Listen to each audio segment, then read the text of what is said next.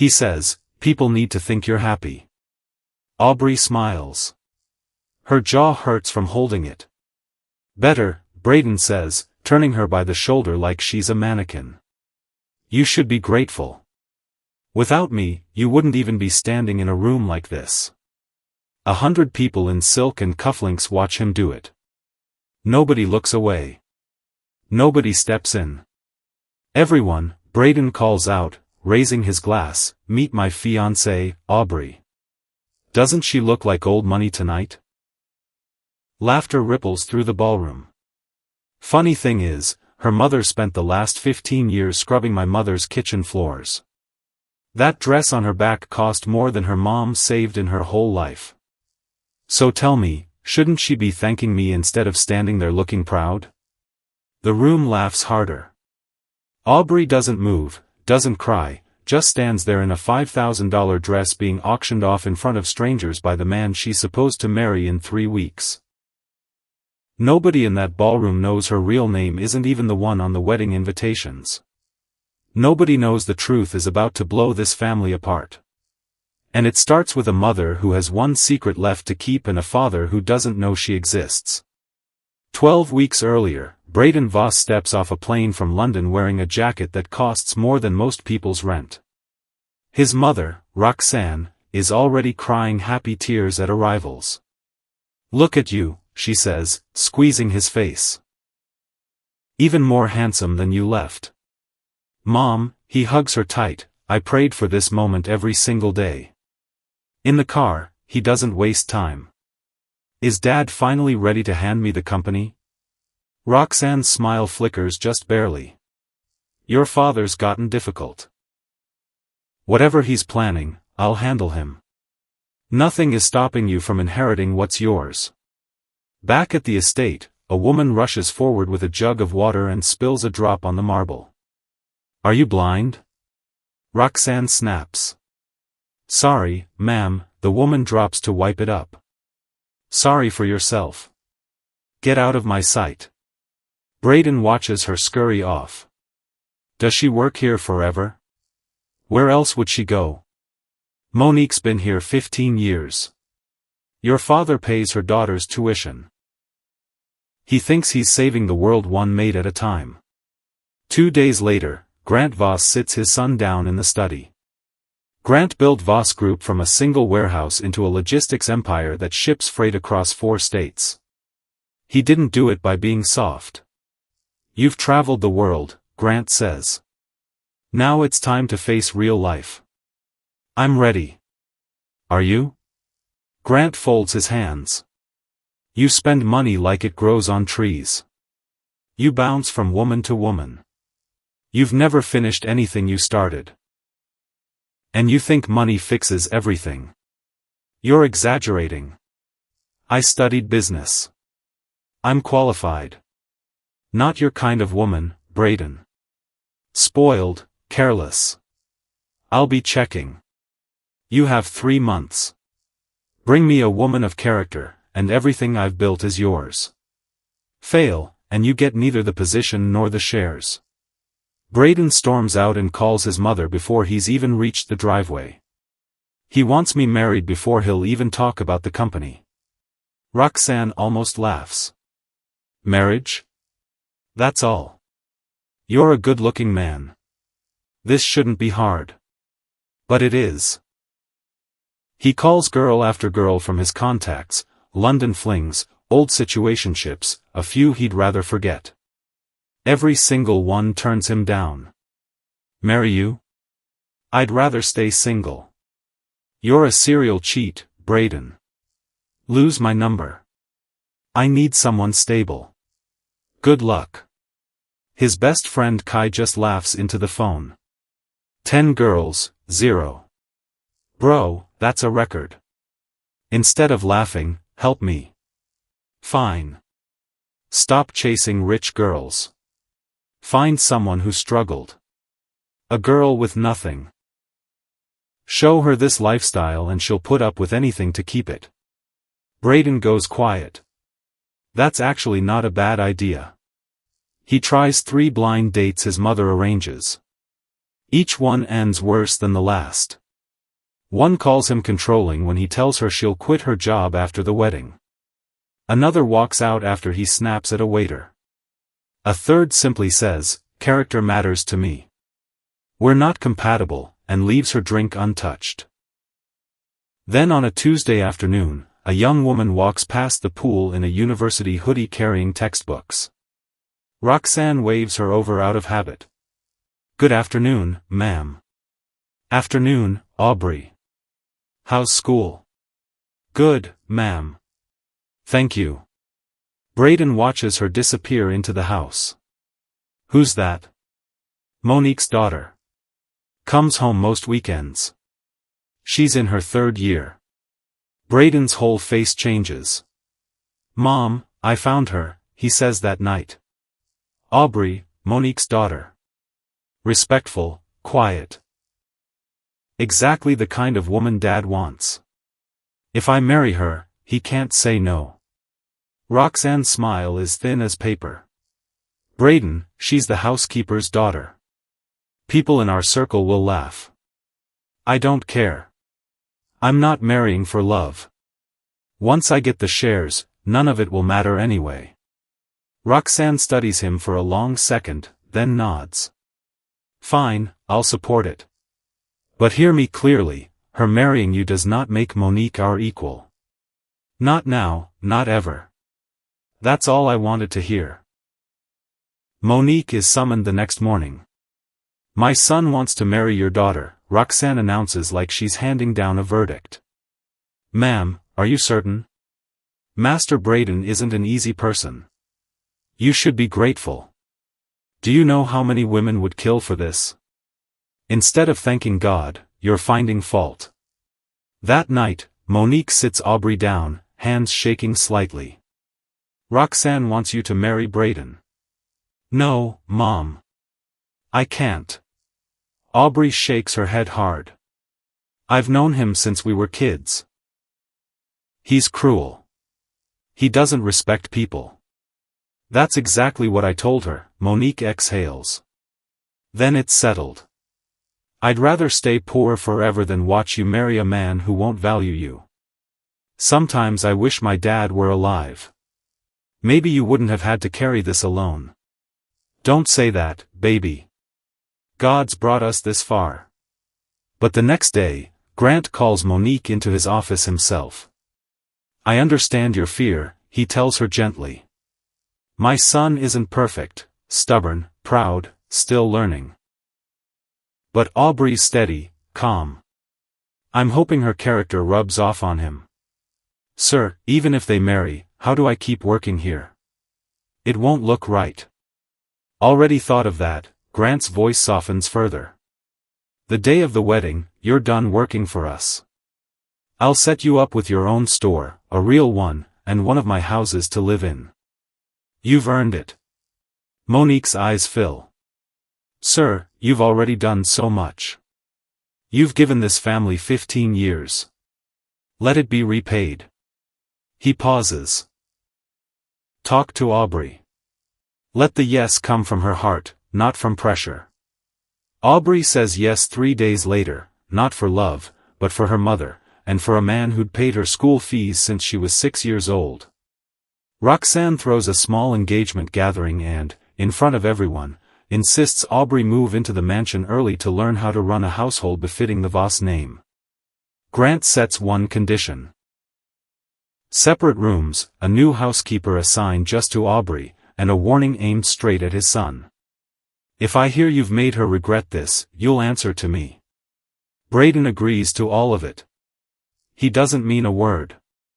Within a week, he spots the bracelet on her wrist, thin, tarnished silver, a gift from her mother years ago. "Take it off. It's cheap. Embarrassing. It means everything to me. You're marrying into this family. Everything about you needs to match." He tosses 10 catalog pages onto the table.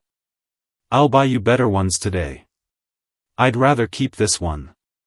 He doesn't ask again. He orders it thrown away with her old clothes instead. Days blur into weeks of small cruelties.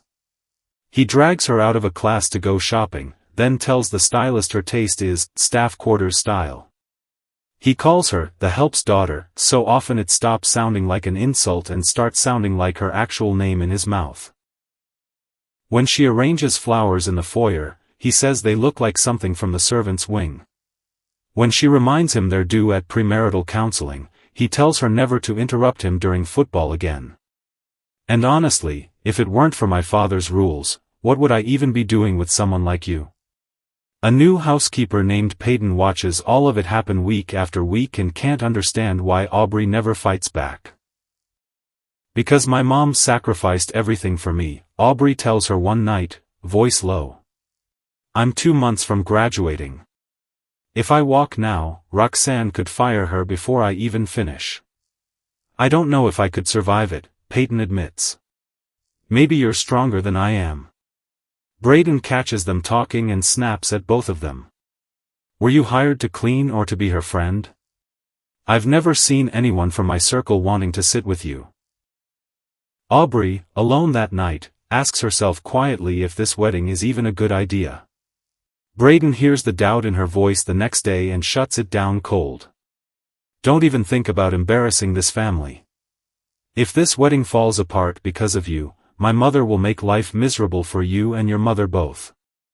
Roxanne's birthday arrives, the biggest event of the social calendar, and the one place Aubrey is meant to be paraded like a trophy. Roxanne gives Monique one final instruction the day before. You'll wear your uniform, ma'am. Exactly what I said.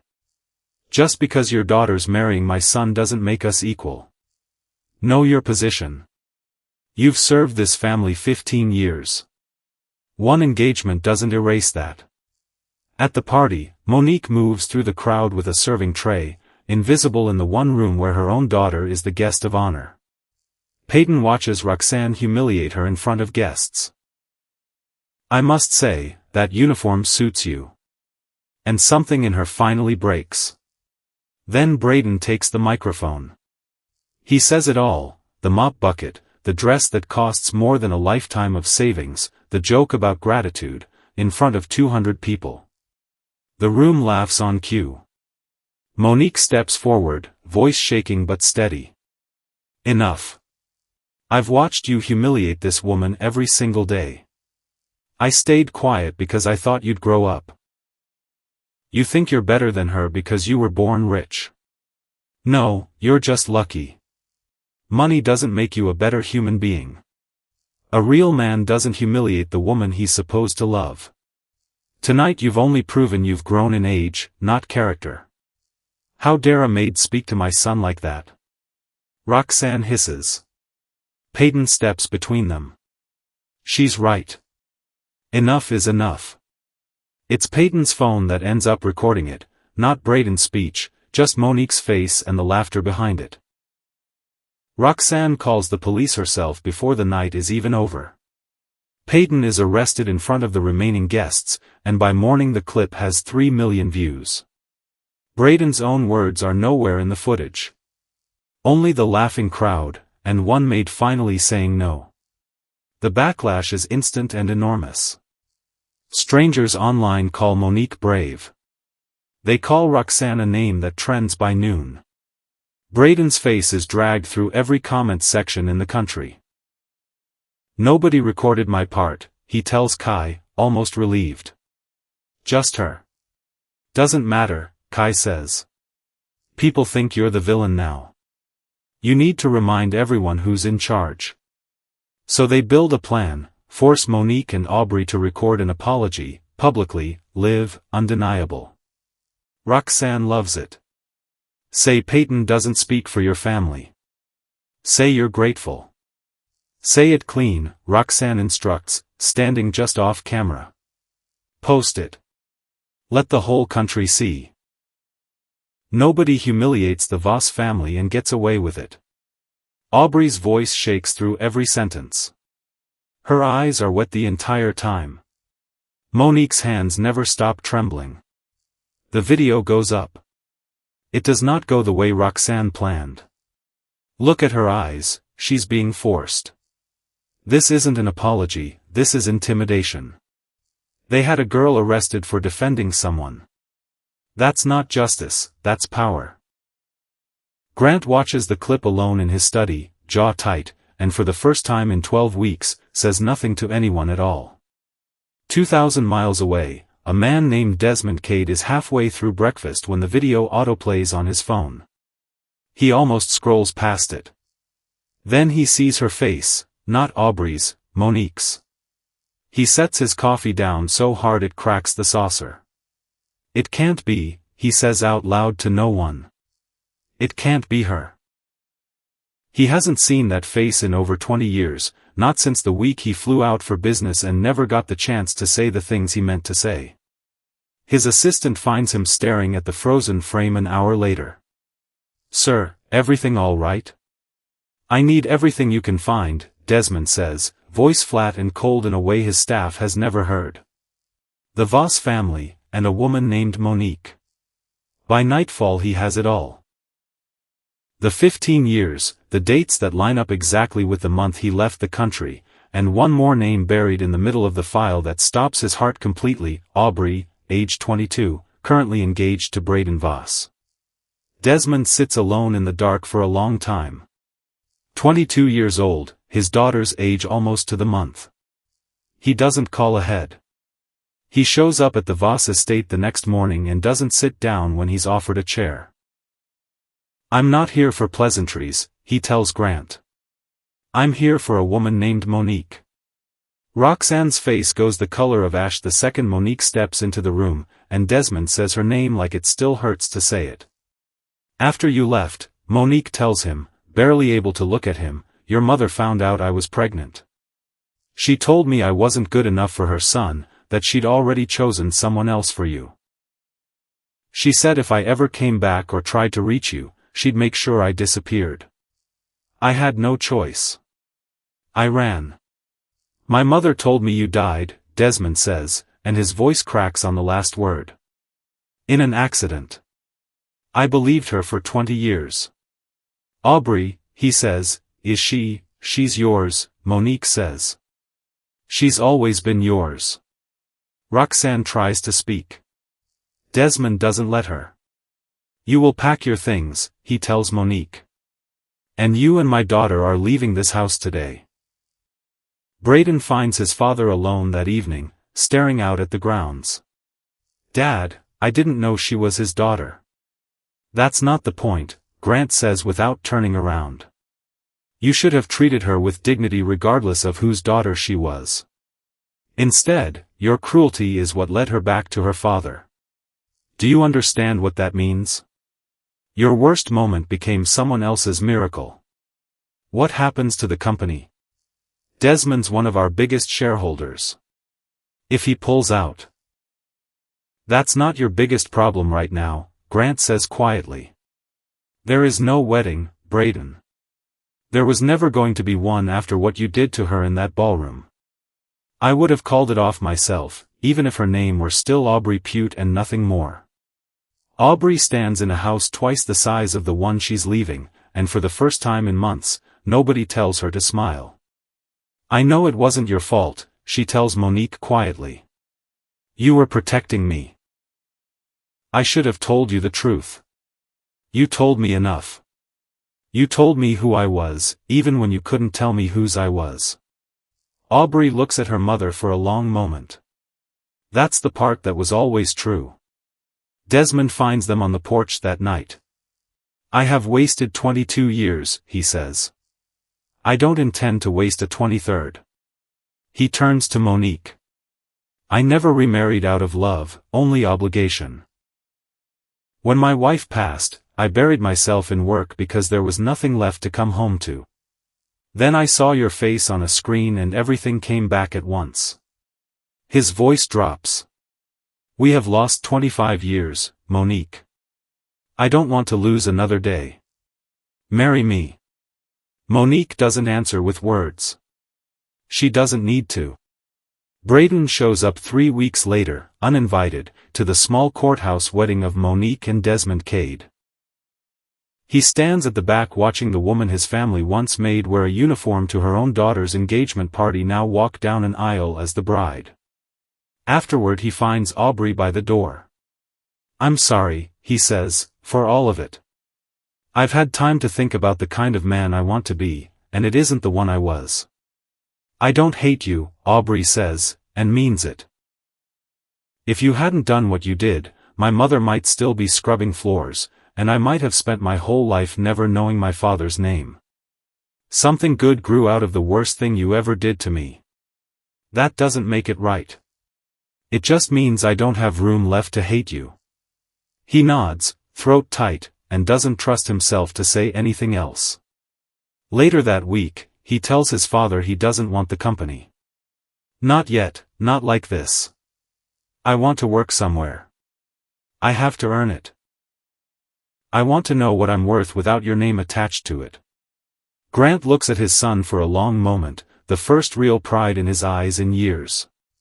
"Those are the words I've been waiting 12 weeks to hear." Peyton gets her charges dropped within days. Desmond makes one phone call and it's over before the ink dries. A week after graduation, she opens an offer letter from Cade Holdings with her name typed at the top. "You didn't have to do this," she tells Aubrey. "You stood up when everyone else in that room just laughed. I'll spend the rest of my life not owing you enough," Aubrey says. At a coffee shop months later, a stranger recognizes Monique from a photo that once broke the internet for all the wrong reasons. "Isn't that the woman from the video, the one who was forced to apologize?" Her friend glances over, watching Monique laugh at something her new husband just said, easy and unguarded, like a woman who has never once had to make herself smaller in a room. "That's her," the friend says. "Funny how the thing they used to shame her for turned out to be the exact thing that saved her. Some rooms are built to make you feel small. The trick nobody tells you, the ones doing the shrinking are usually smaller than they'll ever admit."